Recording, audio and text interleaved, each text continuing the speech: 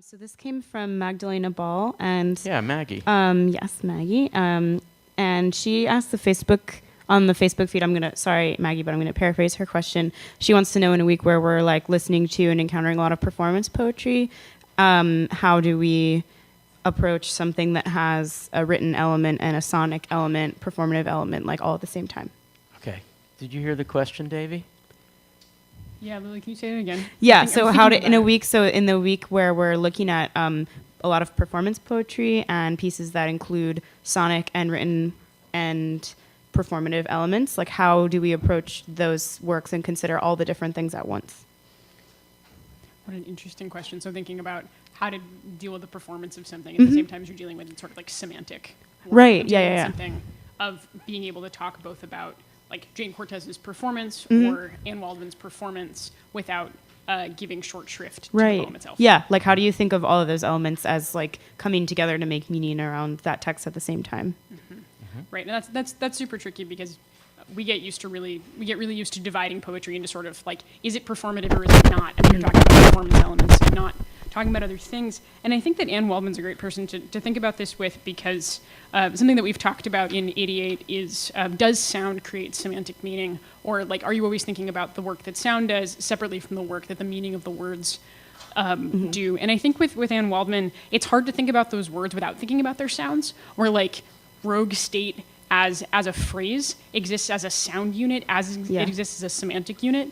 And I think that she's someone who's challenging us to think about, it's not that the words rogue state are being performed, it's that the way they exist in the poem is in her voice, that what we're reading on the page is a representation of Anne Waldman's voice. And her work often appears, I'm thinking about a piece of hers called Skin, Meat, Bones in different sizes. And I think that she's someone, and Beat Week in general is a week that makes us reach out and think about, can a sound unit be a semantic unit? Can they be the same thing at the same time? Yeah, like she carries some of those performative elements into the publication of like the written work too, by doing different things. Like some of her work will have like strike through crossouts in it, or different spacing on the page and stuff. Exactly. I mean, we certainly, yes, Gabe, we certainly live in a period when, from the 40s and really coming to their own, thanks to the Beats largely in the 50s, the idea of recording, and then recording kind of inspires performance that would go beyond a room because it would be recorded. And we happen to have here at Penn the home of Penn Sound, so there's 75,000 performances that are being saved, and that, of course, inspires younger poets to try to be conscious about performativity, and performance studies then booms in the universities. And it seems that, I mean, sort of Anne she got this mainlined from Ginsberg and from the other Beats, and didn't have to wait around for the performance studies movement to blossom. But Whitman, had he been, had recordings been available, the blab of the pave would not have been so literal. It would have been that howl, what does he call it? Yawp. The barbaric yawp would have been, I can just imagine Whitman, yawping. And I think that this is partly a result of the technology that enables the witchiness of Waldman and of other poets to be performed and preserved and then discussed, because that recording that I'm about to play after you make a comment would be gone had we not recorded it in this room when it was made. And that allows us to really have these conversations about the interaction between sound and word sense.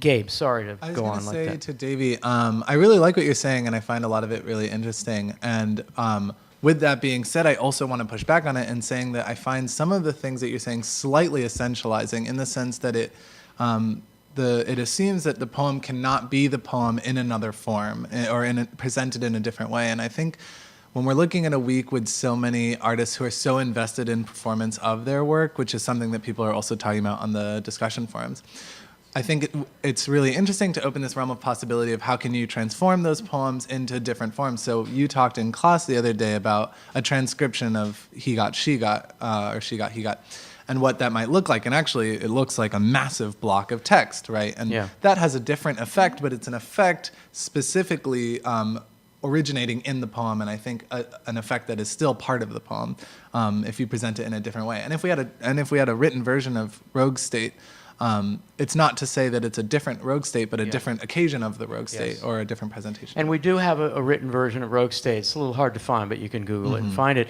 And she, in this performance, improvises for the Bush era and adds a few things. And she did that almost in every performance. So will you just, we're going to play Rogue State. Would you just sort of apologize to the caller that will just be another minute or two? So, and I can't wait to watch the faces of the students who are all looking at me, because we did Rogue State in class the other day, and you know, it was kind of a solar sound, you know, like whew, Rogue State. Chris?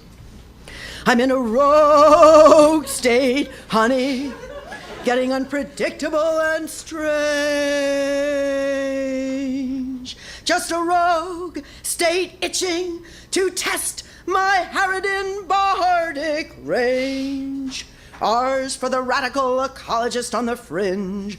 O is the opportunity to make first war powers cringe. G is the genius hacker under alien skin. That's cool. You better watch out, every female activist akin. I'm in a She rogue didn't do the state, E. Papa Ashcroft. Don't tell me what to do. Your rules aren't my rules, 'cause I'm the lady of misrule. Wild card they call me, imperious sultry dark, loose cannon on the gunnel. This literary cannon's got a subversive quark. National Missile Defense System got nothing on me. I can pierce through the Genome Project with a cyborg's vitality.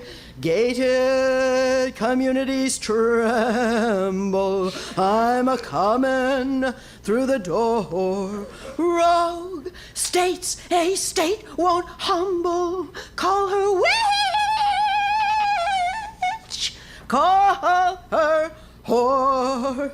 I'm in a rogue state, bushy. Don't tell me what to do. Your rules aren't my rules, 'cause I'm the lady of misrule.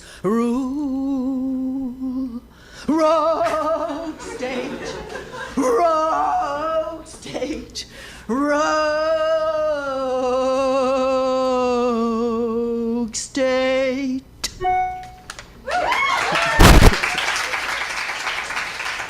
All right, Jason, would you just bring the mic around here? Let's just get real quick. So, Caroline, what do you think when you hear that? She's right here. Caroline's right here. What do you think when you hear it? Just think or feel. Oh, I just think it's fantastic. And we've been grappling with the question of whether or not sound creates a semantic meaning. And I think here it absolutely does, because you can hear the howling, spooky quality. Yeah, and the trembling of the gated communities. Yeah, yeah. In the trembling. All right, how about Emily right in front of you? Yeah, you actually just took the words right out of my mouth. When I listened to it the first time, it was just general reactions, but now listening to it, I heard her voice tremble in the word tremble, and I think that that is just really representative of form and content working together, and I don't know, it's really something else. So let's go all the way back to Sydney. One more, and then we'll go to the phone. Hi, Sydney. Hi, how are you? Hey, is this your first webcast? Yes. Ooh. I think it's kind of uncomfortable, actually. I mean, the way she speaks is very unnatural. She's almost chanting, but at the same time, you know, all of the inflections of her voice and stuff, they're still within her range. So you can see that she's capable of doing this, but she has to channel it from somewhere Yeah. within her.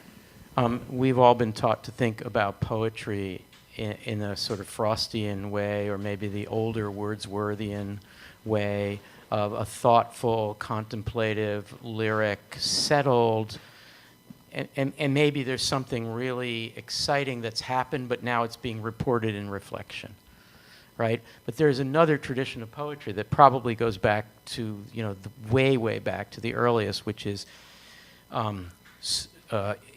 respiration and inspiration, the relation between breath and making things, sorcerer's work, conjuring things, kind of doing what animals, including humans, do when they want to scare somebody. They just get big and they flash their feathers and, well, we don't have feathers, but you know what I mean. And they create kind of a body sound like you're supposed to do if you're encountering, I don't know, a bear in the woods. You're supposed to go, roar, you know, like, I think.